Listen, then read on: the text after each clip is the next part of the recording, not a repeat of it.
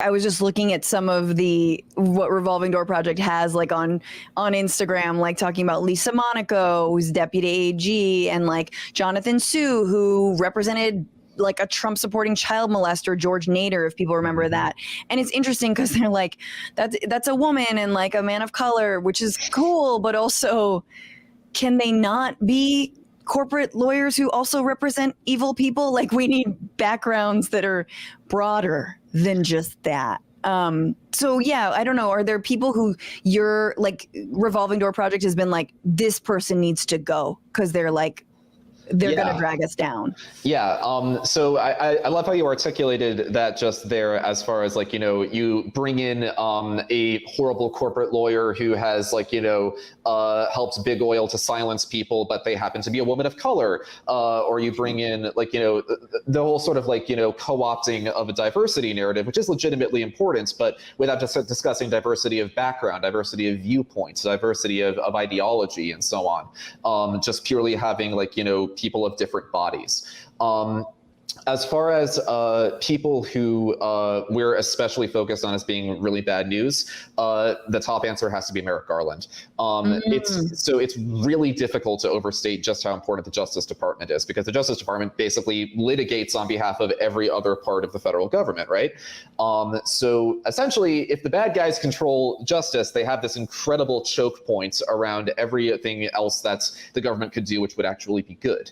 Garland himself, I don't think is like, you know, a corrupt hack who wakes up every morning wanting to like, you know, think of the next way to undermine everything. What Garland is a traditionalist. Garland is someone who like, you know, believes very strongly in the DOJ as the DOJ and sort of its traditions and its beliefs and its proud history and so on. And so he sees his job as essentially to just carry on the tradition and keep things going exactly as they were. The problem is he's coming in after we had a fascist in office. And also it's not as if even before that, the DOJ was always doing everything that it could to, I don't know, not incarcerate black people or not incarcerate poor people for being poor. We're in a moment that like especially demands real change and a real willingness to rethink and fight for all the powers that really do exist within the law in order to make things better. People just haven't used them.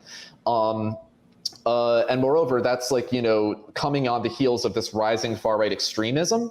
And Garland is deeply committed to not act in that way, is deeply committed to do everything it can to not do that. And again, the Justice Department is so crucial to every other part of the government. So he is the figure who we're most concerned about right now. Wow. I did not know that.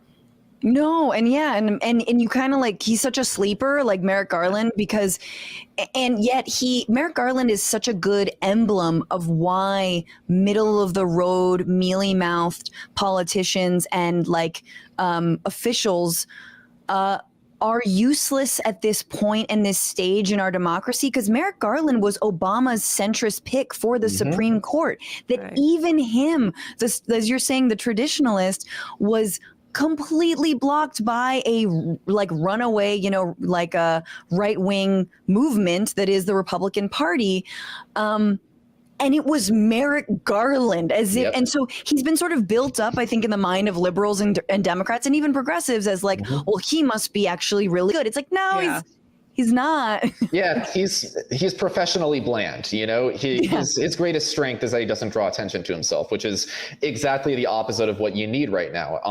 The point about how he was Obama's like, you know, nice, quiet, middle of the road centrist pick who we thought that he'd get on the Supreme Court, and then McConnell didn't even give him a hearing, is a really great example, because like, you know, that's really an example of the problems that he's bringing to the Justice Department, which is that it's this obsession with process. It's this obsession with doing things as they're supposed to be done. And as soon as someone, in this case McConnell, does something which is like technically not illegal, but is obviously not in the spirit of how things are supposed to do, then you just have no answer, because it's like, well, you can't break the rules right back, the rules in big air quotes. It's like, well, no, absolutely. You should be rethinking things. You should be stretching the limits. You should be pushing to do everything that you can. But that's just not how Garland sees things. That's just not in Garland's way of conceiving what the law is. Wow, he's like, just change your behavior. Precisely, exactly. If I can do it, you can too. Susan Bradley Scove on YouTube brings up a good point, which is potentially Garland being good at going after white supremacists. I don't know. Do you have any thoughts on that, or are more up on? I mean, we understand that the January 6th commission was voted down by Republicans, but will the Justice Department actually go after those who not only were part of the insurrection, but helped aid and abet it? I have my serious doubts. I think that, Garland, prosecuted cases around the Oklahoma City bombing and so on. And he's made very clear in his hearings and so on that he thinks that white supremacy is a serious problem. I don't think that he sort of conceptualizes how deep the roots of white supremacy go into the federal government, go into all layers of the different hierarchies we live in society. Law enforcement, military. Exactly. Yeah. Really emblematic example. I think it was just this last week.